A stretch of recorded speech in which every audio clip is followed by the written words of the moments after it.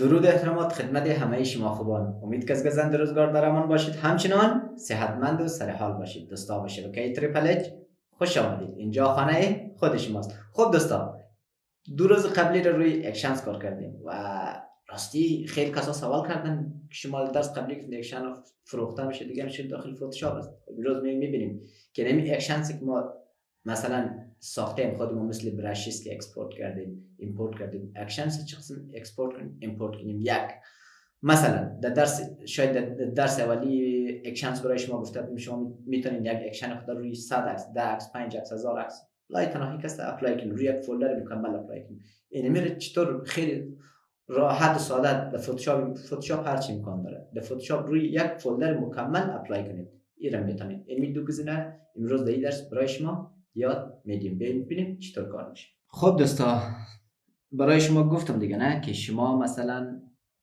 میخواین 100 عکس را 1000 عکس را در یک دفعه این اکشن که ساختین روی زو اپلای کنید. درسته؟ چی کار میکنین؟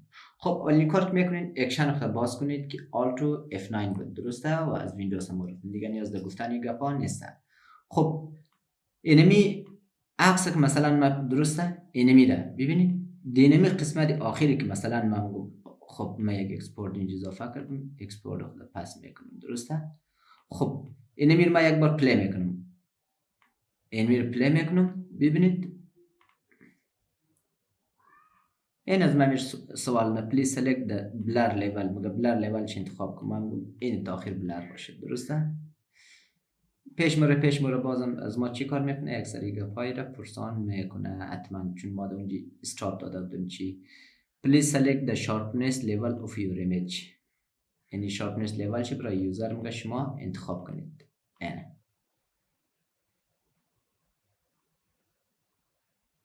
این شارپنس لیول انتخاب میکنه برای ما. انمی آنمو اکشنی که ساخته بودیم در این چی میکنه؟ اپلای میکنه. این دوستا که درسای قبلی کسایی که ندیدن ما یک کانال جور کردیم، در لینک بالا مراجعه کنید. درسای قبلی برایش 2 درسی که از چی بود مربوط اکشنز بود برایشان لینک میدیم. خب این کار کرد. خب ما گفتیم مثلا میخوایم روی امیر اکسپورت هم بکنیم. زمانی که میخوایم امی اکشن اپلای شه روش F12 میزنیم، ایمیج می به حالت اولیه بیاد چی کار شوه؟ Alt F9 خود میزنم، اکسپورت هم شود یک پوشه. درسته؟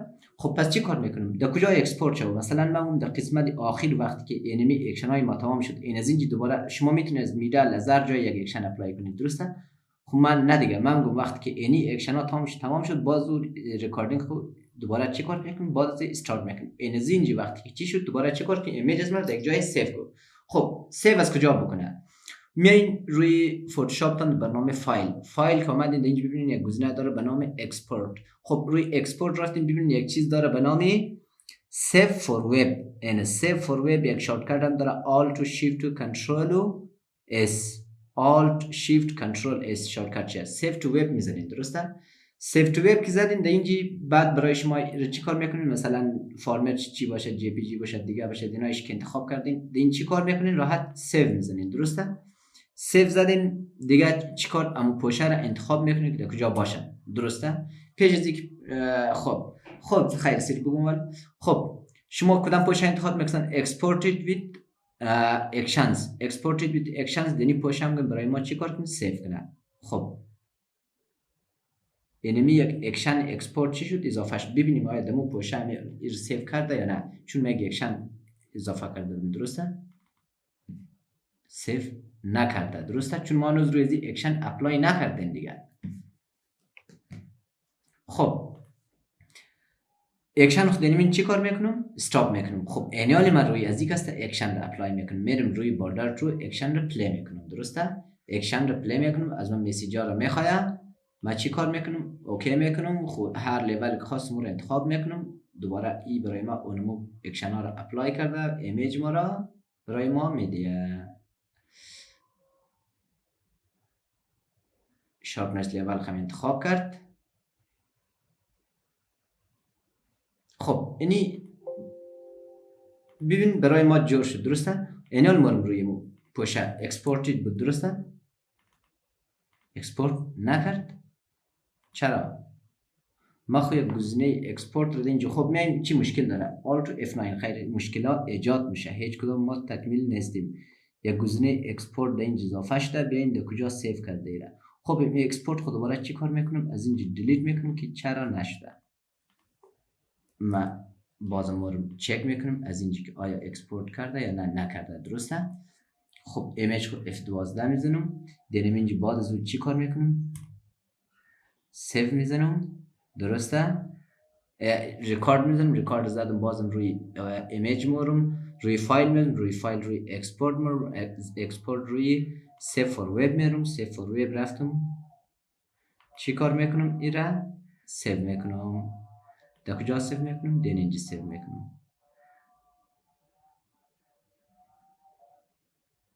باز ریکارد خود استاپ میکنم. آیا ببینیم که بار شد یا نه؟ اینو ببینید دوستان شما. خب ریکارد ما استاپ شد و یک گزینه اکسپورت هم در اینجا چی شد؟ اضافه شد. اینا ریکارد خود ما پلی میکنم. خب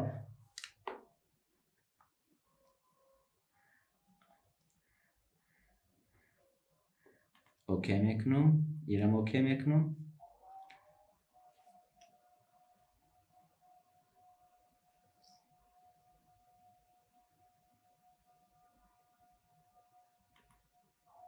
اینا ببینیم که آیا سیو کرده یا نه. خب روی دسکتاپ ببینید اینی بار اینا سیو کرده برای ما. در اینجا تا کجا؟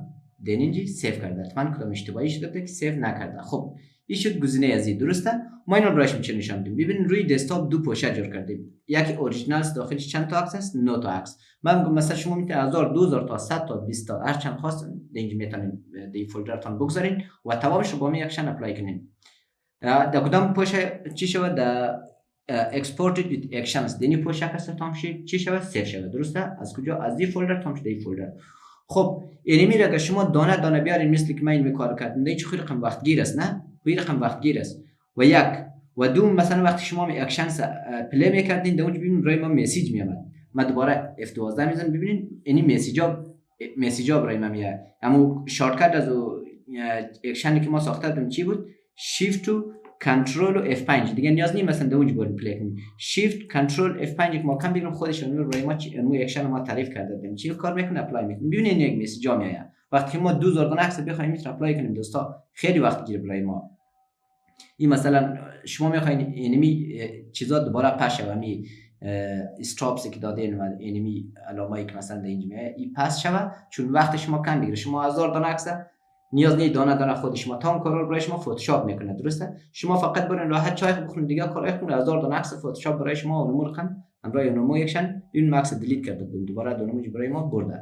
ما میخوایم چی کار کنم؟ دوباره یک خود از این دیلیت میکنم. ببین دیلیت میکنم. اینا دیلیت کردم روی فتوشاپ میرم و آلت و F9 خود میزنم و اکشن رو باز شوه. ببینید این جای استاپ زده بود نه؟ این یک استاپ دادم. این استاپ چی کار میکنم؟ دیلیت میکنم. به خاطر میگم دیگه اون نمونه یعنی خانه رو پس چی میکنم؟ از جایی که استاپ دیلیت میکنم ببینید یعنی چیزا رو پس میکنم. اینال دیگه که این کار بکنم از من پرسان نمیکنه تو چی کار کرده. خب این ایمیج رو کلا چی میکنم؟ کلوز میکنم. اینمی رو گفتم اینمی یک پوشه مکمل را. درسته؟ اینی پوشه را کلا میخوایم اونمو اکشن اپلای شود در این فولدر سیو شود. پس برای زو چی کار میکنیم؟ ببینید فتوشاپ خودش برای ما گزینه میده. روی ایمیج میرین، از روی ایمیج روی چی میرین؟ روی اتومات میرین. روی اتومات اینج به نام چی داره؟ بش داره. خب امروز بچ یاد بگیرین. بعد این چند گزینه بسیار مهم و خوبی داره که بعد درس فوتوگرافی فعلا به درد شما نمیخوره.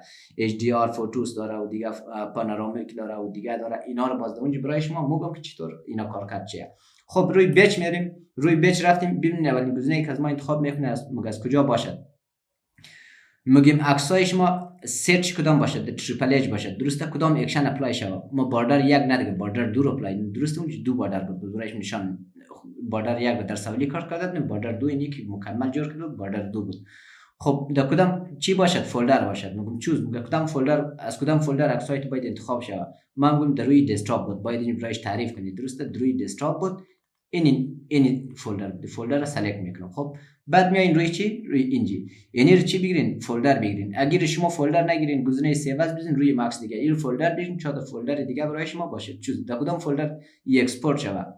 خب من میگم بازم در روی دسکتاپ بود دین اینجا باید اکسپورت شود. درست؟ سلکت میکنین و یک اینی گزینه رو باید همیشه مارک بزنید. درسته؟ این مارک بزنید به خاطر اگر میره مارک نزنین دوستا هر بار که مثلا عکس شما می هر بار شما پرسان که فایلتون رو رنیم کنید دیگه کنید این مارک بزنید حتما. خب این اوکی کردم درسته. اینا ببینید ما قرار ما راحت چای مخورم تفریح میکنم فتوشاپ خودش یعنی کارا برای من چی کار میکنه اجرا میکنه.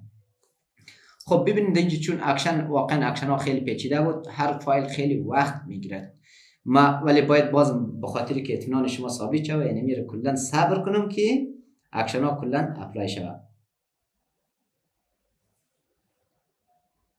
ببینید خودش مستقیم ایمیج کلوز میکنه در فولدر دیگه. ببینید اینا من این فولدر چی را ببینید اینجا یک تاست خودش به صورت اتوماتیک زیاد شده.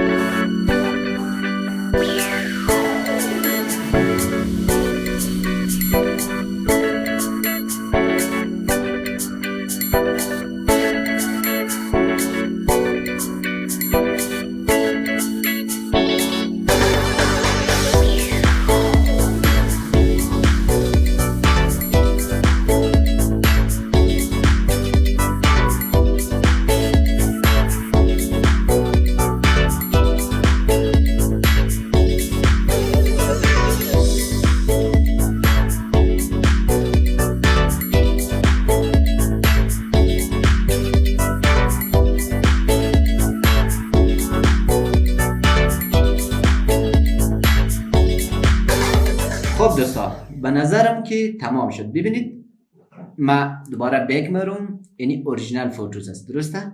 ما اوریجینال فوتوز برای شما نشان میدیم یعنی اوریجینال فوتوز. ببینید هیچ مبادر رویش اپلای نیست درسته. خب میریم روی اکسپورتد ویت اکشنز. ببینید حالی رو کلیک کنیم نود عکس دیدیم اینجا است.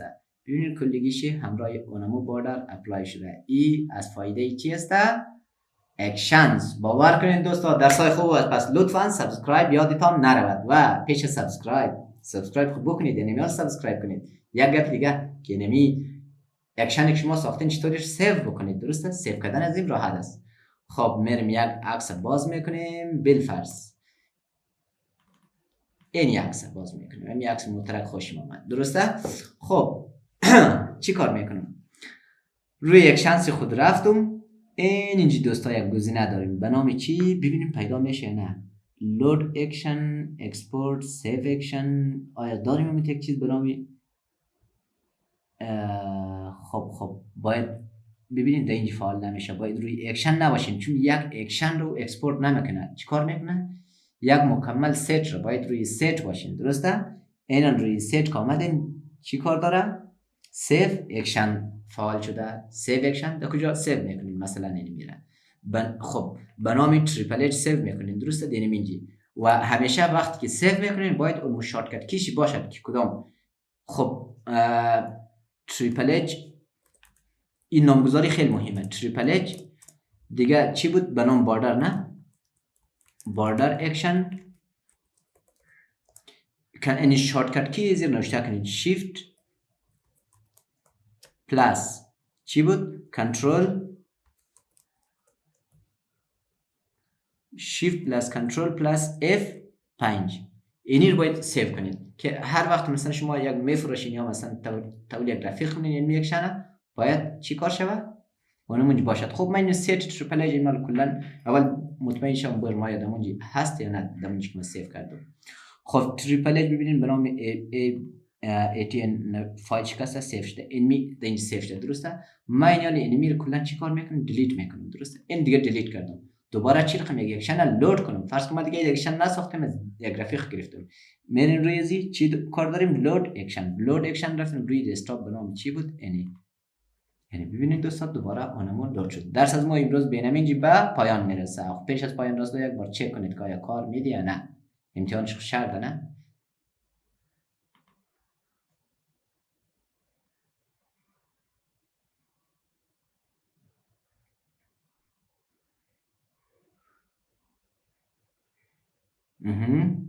صبر کنید دوستا لطفاً که فضا خاموش شد خیر است.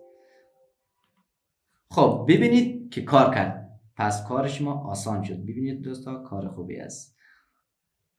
خب درس بینوینج به پایان میرسد. خب دوستا این بود درس آخری ما روی اکشنز. اگر کدام چیزی مانده بود بازم ببینم اگر کدام چیزی مانده بود که نمانده و مطمئنم نمانده. اگر کدام چیز مانده بود حتما در درس‌های بعدی برای شما ذکر خواهم کرد.